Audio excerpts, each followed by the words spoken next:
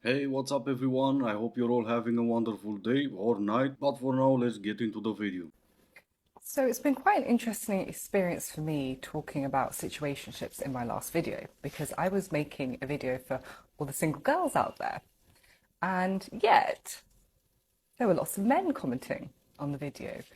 And suddenly I thought, oh my God, I didn't consider how men's experience of situationships was at all.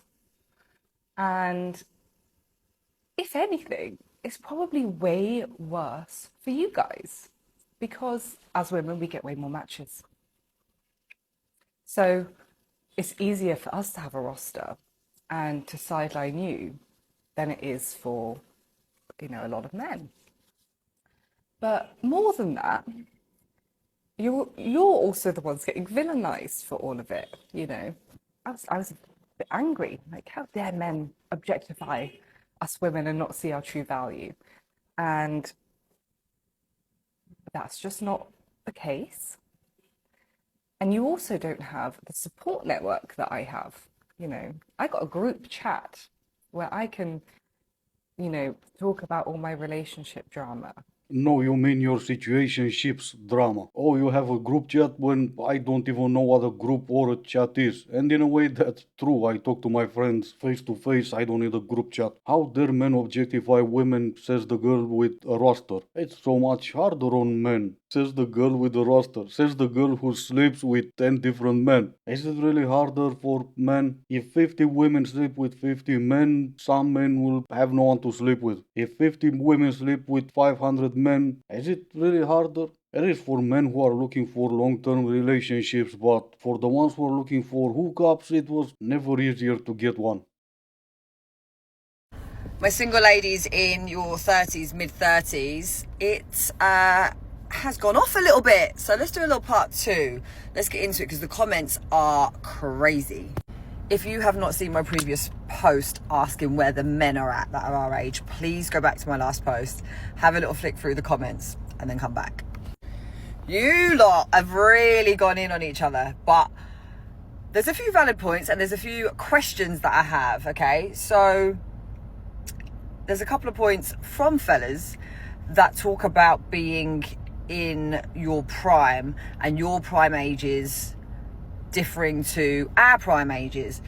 I want to know what you consider to be a man's prime and a woman's prime, okay? Because there's a couple of people in there saying that women are in their prime in their early 20s, which I think is wild. So I'd like to know your definition of that, because me personally, my prime's now. Yeah, I'm pretty sure we have different definitions on what that means. You didn't used to have a car in your 20s and you do now. That may be your definition of being in your prime, not really mine. You might even want to look that up yourself before you make a video claiming you're in your prime in your late 30s. Today is my birthday and I am spending it a bit unusual this year. I wanted to share with you what I'm doing today, but I just wanted to give like a little trigger warning. I am freezing my eggs, and I understand that some people might not want to see this, so go ahead, scroll on. Fair enough, but happy birthday. Going back to being in your prime 20s versus 30s, this could be just me, but I've never heard a 20-year-old thinking about freezing her eggs. As a gay man with a lot of girlfriends, the two most common complaints I hear from my single friends is one, that apps have ruined dating because guys never go up to girls anymore to ask them out, which they think is cool if guys have the confidence to go up to them. And the number two thing that they complain about is that it's creepy when guys go up to them because they're just trying to have a fun night with their girlfriends out at the bar. So do with that information what you will, and good luck in the dating world. Yeah, alright. Yeah, go ahead and gloat, buddy, because you don't have to deal with women. I probably would too if I didn't have to, but oh well. Okay, I want to talk about something that shouldn't be funny, but is actually quite funny. Like, I got out of a relationship, a very toxic relationship. a few months ago, and I ended it, chose myself. I'm very happy with my decision.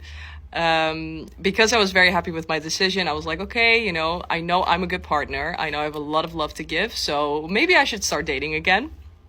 So I did, and at first I casually dated, getting into being single again. And then you go on a date with a person you think, okay, they might be a little bit more than casual, but as soon as they start holding your hand, you're like, sorry, but holding your hand is way too intimate. But you can sleep with other people. But holding someone's hand, no, it's a bit too much. I can't do it. Like, what's the actual She's such a good partner that she doesn't even have to be a partner. She's just getting ran through by every single stranger that will buy her a drink. And sure, you might think, oh, well, that doesn't really make for a good partner, but how's this then? Holding someone's hand is a problem, but choking on someone else is well, I mean, you have to draw the line somewhere, right? As a good partner would. I fail to somehow see what was funny about all this. Well, except maybe when she said she is a good partner. The healed version of you will piss people off. But piss off the people who benefited from your lack of self-worth. And it's okay. Let them be pissed. You're not gonna let them walk all over you like you used to. A lot of times they're gonna be like, oh my god, she's losing her mind. Like, she's going off the deep end. No. If sticking up for yourself is going off the deep end, go off the deep end. Go off. Jump off. Do a flip. Bye-bye, love you. Yeah, that makes one of us. Yeah, we can always go to the previous lady and talk about her healing journey. She just got out of a relationship that was, of course, toxic, because, he must have been a narcissist or something like that. And she jumped on a healing journey because she needed to find herself. And she did find herself. She found out about herself that she doesn't like holding hands, but choking on a complete stranger's dick for a drink is all that she was ever meant to be, I guess. Everyone needs to start being nice to me because I'm starting to get hate online, which means I'm about to blow up and be famous. Like, that's just math, you know? Of course, I know that's girls' math for sure. Getting attention online is getting attention online, but of course, only the nice attention online comes with a $4.99 a month. See, it's all math when you think of it that way. Before I go into debt for a degree, does anyone think I'm cute enough to start an LF? I'm just wondering.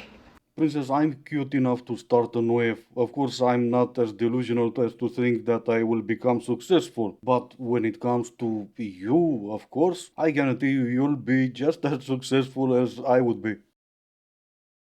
Do you know that both men and women rate younger first dates as more desirable future partners? But the academic community, which is historically just a group of old men, had always just presumed that women like older men and men like younger women, and that worked for everybody, and so nobody thought to ask the women. But when they did think to ask them, they found that actually women rate younger men as more desirable future partners in the same way that men rate younger women as more desirable future partners. And it's really interesting because when they looked at 130 countries and they analysed the age gap, they didn't find a single country where the age gap was reversed, so where women were on average older than men. And this is despite the fact that women are saying that they prefer younger men. And what they think is that basically we live in a patriarchy and men have more power and opportunity to exert their preference. Yeah, we're done. Patriarchy, of course. A bunch of old men said women usually tend to marry older men. It doesn't have to be a huge age gap, just a bit older, in most cases maybe. A bunch of women said, we like to date younger. And then the same women go on and marry older men. And all this is because men have the audacity to patriarchy. Dude, how can you live like this? Living your own life with so much hate for an entire gender. Always trying to shift the blame on someone else instead of maybe taking a look at your own choices. Even ignoring living in a true sense because you're that busy to always look at what someone else is doing or how someone else lives their own lives. Keep in mind that these are the same ones telling me that I need to believe them when they claim they're the happiest demographic. Since my follower base is primarily men, I want to know what's the most superficial reason a girl has turned you down other than your height?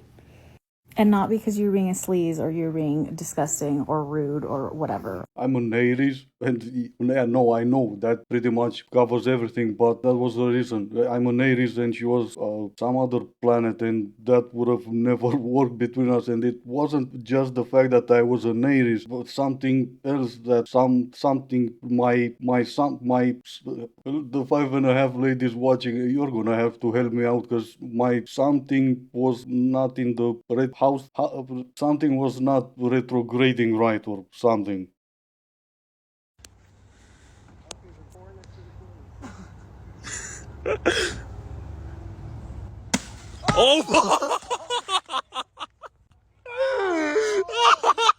Looking at my own life, I can honestly say he is an Aries too. But anyway, this is gonna be it for today. As always, I do hope you enjoyed it. If you didn't, I still appreciate you for making it this far. Thank you all so much for watching. Stay safe, and I will see you in the next one.